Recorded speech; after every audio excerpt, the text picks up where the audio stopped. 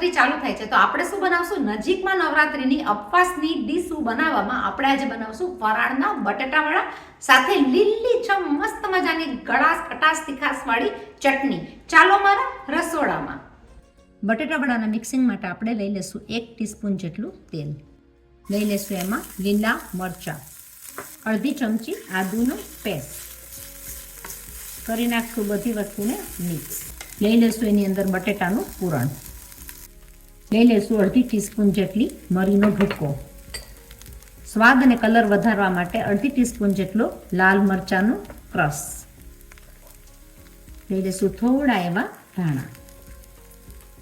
તો આ બટેટાવડાનો મસાલો બહુ જ સરસ થશે. કરી નાખશું એને બધું મિક્સ.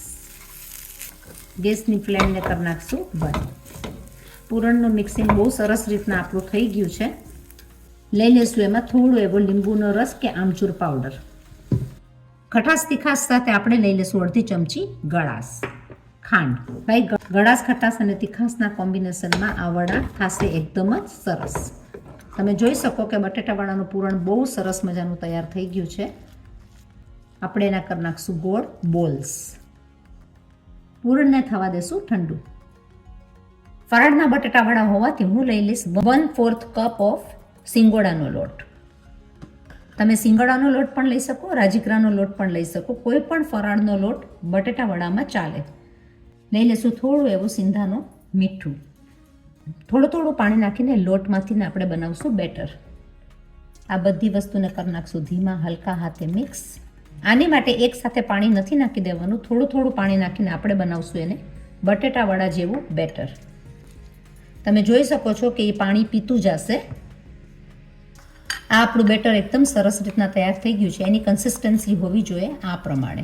એની પાછળની ચમચીમાં પણ તમે જોઈ શકો આ પ્રમાણે બેટર ચોટે એટલે આપણા બટેટાવડાની અંદર કોટિંગ એકદમ પ્રોપર આવશે. તો આ બેટર એકદમ આપણું થયું છે પરફેક્ટ. બોલ્સ વાળતી વખતે આપણે લઈ લઈશું એમાં સિંધાનો નિમક માપથી.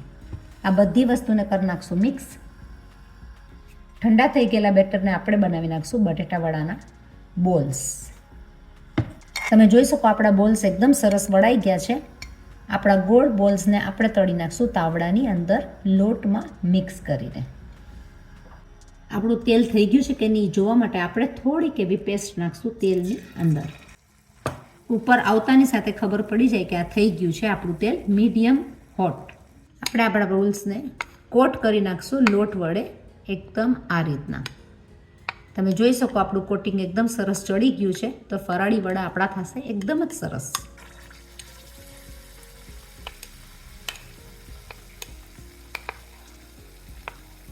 આ પ્રમાણેના બધા વડા આપણે લઈ લેશું તાવડાની અંદર.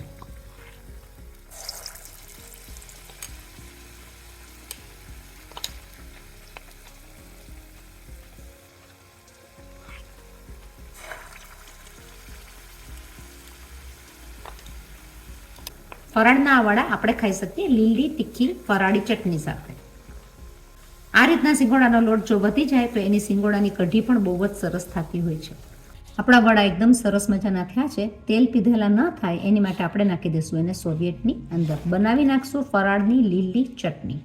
ફરાળના લોટની અંદર વક ન હોવાથી ચણાના લોટ જેવું રિઝલ્ટ તો તમને નહીં જ મળે પણ વરાળી વડા થશે એકદમ સ્વાદિષ્ટ. ફરાળની તીખી મીઠી ખાટી ચટણી માટે હું લઈ લઈશ દાળખા સાથે ધાણા. હું લઈ લઈશ 2 લીલા મરચાં. લઈ લઈશું માપથી મીઠું.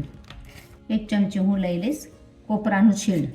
કોપરાના છીણ નહીં તો તમે સિંગદાણાનો ભૂકો પણ લઈ શકો. તીખાશ છે તો ગળાશ પણ આપણે લઈ લઈશું અડધી ચમચી. લીંબુ લઈ લઈશું થોડું એવું.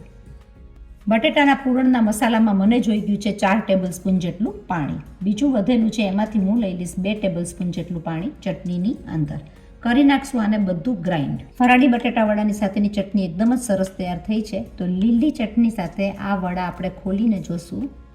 વડા આપણા એકદમ જ સરસ થયા છે અને આ વડા જરૂર બનાવજો. બહુ જ સરસ ફરાળમાં લાગે છે. ખાટા મીઠા તીખા વડા ચટણીની સાથે ખાવાની મજા જ ઓર આવે. તો જરૂર બનાવજો. શેર કરજો, સબસ્ક્રાઈબ કરજો, ફોરવર્ડ કરજો આગળ. ફરાળી બટેટાવડાની સિમ્પલ સહેલી રેસીપી રેડી. રેસીપી ગમી હોય તો શેર કરજો, લાઈક કરજો, સબસ્ક્રાઇબ કરજો, આગળ ફોરવર્ડ કરજો. ફરાળી બટેટા વડા સાથે ફરાળની લીલી મસ્ત મજાની ચટણી.